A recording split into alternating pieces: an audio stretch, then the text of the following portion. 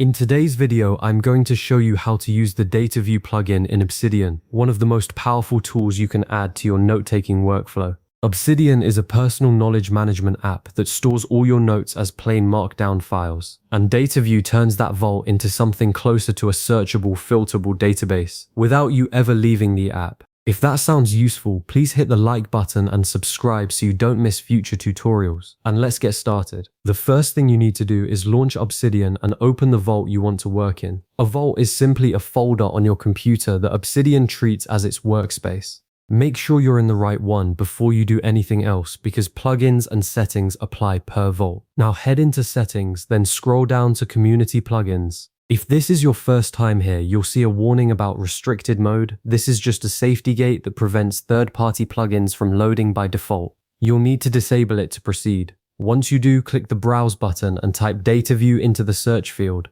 When it appears, click Install and wait a moment for it to download. After installation, you'll see an Enable button right there on the same screen. Click it.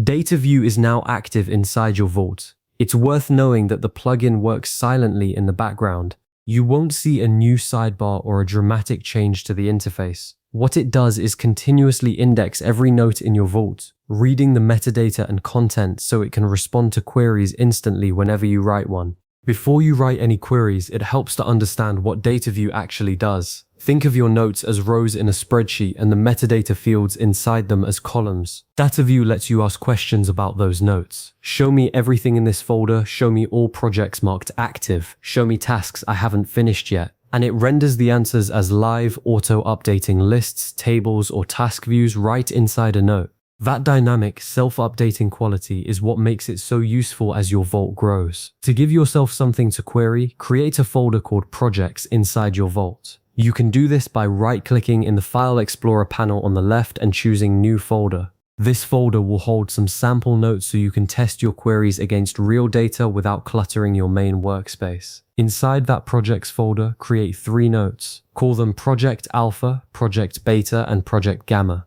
These are just placeholders for now, but they'll behave exactly like real project notes would in a genuine workflow. The next step is crucial. Open each of those notes and add front matter at the very top. Front matter is a block of key value pairs surrounded by triple dashes, and it sits above all your regular note content. For example, you might write status active on one note and status on hold on another, and add a field like category development or category marketing. This structured metadata is what Dataview reads to filter and sort your notes. Without it, your queries will still work, but you won't be able to slice the data in interesting ways. Now create a brand new note anywhere in your vault and call it Dataview Dashboard. This is where you'll write all your queries. To create a Dataview query, you open a standard code block, but label it with the word Dataview instead of a language like JavaScript or Python. Inside that block, you write your query in Dataview's own simple query language. Your first query should just be the word list followed by from projects on the next line. Switch the note to reading view. The button is in the top right corner, and Dataview will immediately render a live list of every note inside your projects folder. It's satisfying the first time you see it work because it updates automatically the moment you add or rename a note. Next, replace that query with table, then list the field names you want as columns, status and category for example, followed by from projects. In Reading View, you'll see a proper table with 1 row per note and 1 column per field. This is where the spreadsheet analogy really clicks. You can add or remove columns just by editing the field names in the query.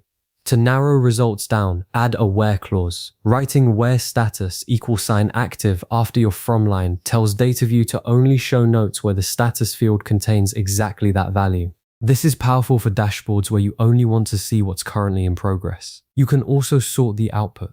Adding sortFile.nameASC to the end of any query orders results alphabetically by note title, and changing ASC to des flips the order. Sorting by a date field like date. Modified is equally simple and very useful for tracking recently touched notes. If you use tags in your notes, Dataview can query those too. Instead of from projects, write from #project. Using a hash sign before the tag name, and Dataview will pull every note in the entire vault that carries that tag, regardless of which folder it lives in. Tags are great for cross-cutting concerns that don't map neatly to a single folder. The task query type is its own special power. writing task followed by from projects, and where completed displays every unchecked checkbox from every note in that folder as a unified task list. That exclamation mark in front of completed means not completed. It's a simple negation. This single query can replace an entire separate task management app for many people. Once you're comfortable with individual queries, try combining several of them in one dashboard note.